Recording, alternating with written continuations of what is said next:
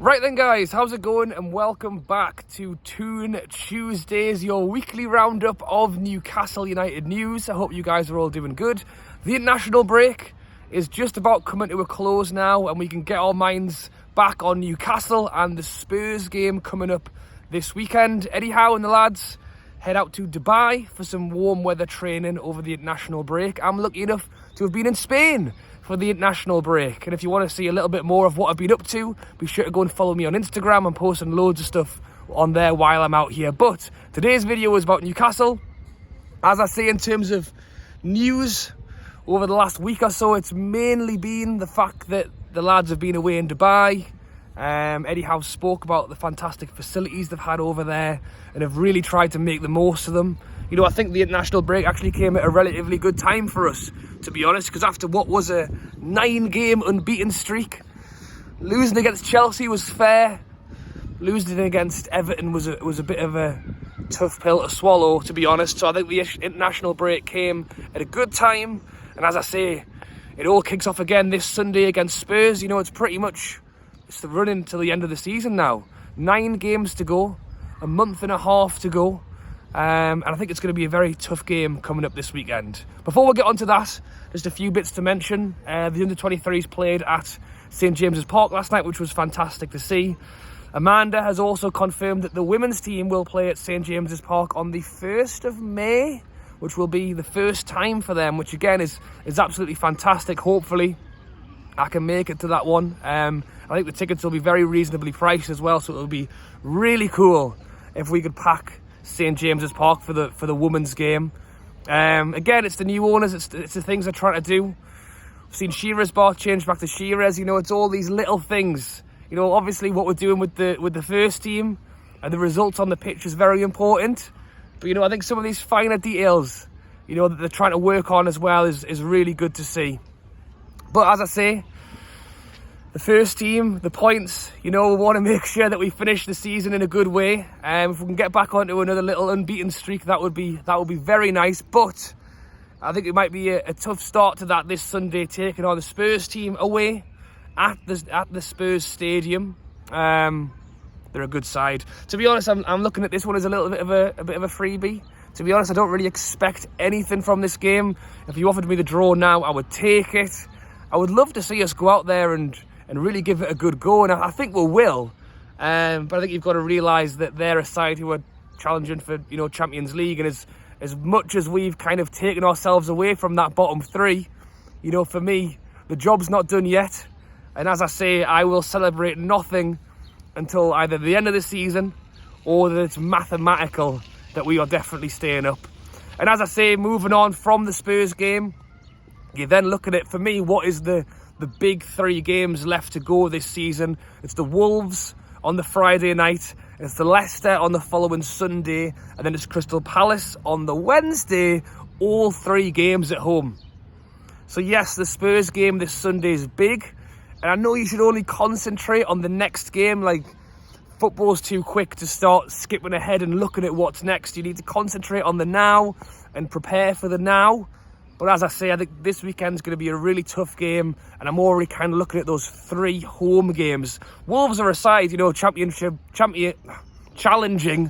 for Europa League football, but still, you know, they lost to Leeds the other week. They were 2-0 up, lost 3-2. I think there's a really good chance there. Look at Leicester, you know, they won the league a few years ago, but even now, they're a mid-table team this season.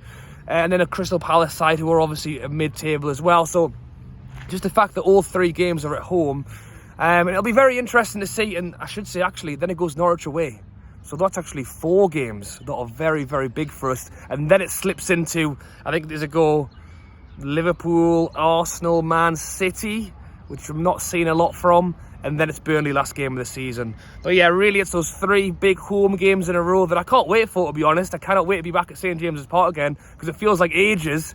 But starting off with Spurs this Sunday, I mean, one of the bits of news that's come out is that Dubravka has had to withdraw from his international side after getting an illness. Don't believe it's an injury, I think it's an illness.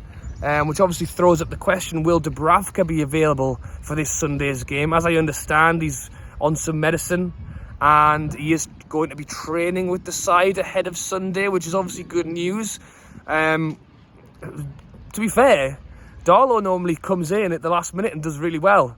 Darlow only normally does bad when Dubravka's fit and he knows the pressure's on. He almost does better when Dubravka isn't available, so I'm not too worried about that. As I say, I think Spurs is going to be a tough game regardless. I'm more looking at Dubravka being fit again for those 3 home games. But what's going to be really interesting is to see how Eddie Howe goes with his lineup for this game. Video guest there for you guys. May include partial nudity in the video.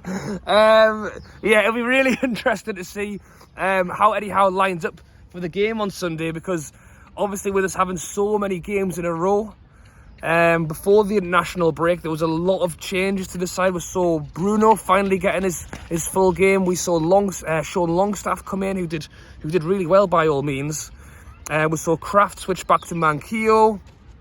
We saw Lascelles getting some game time as well.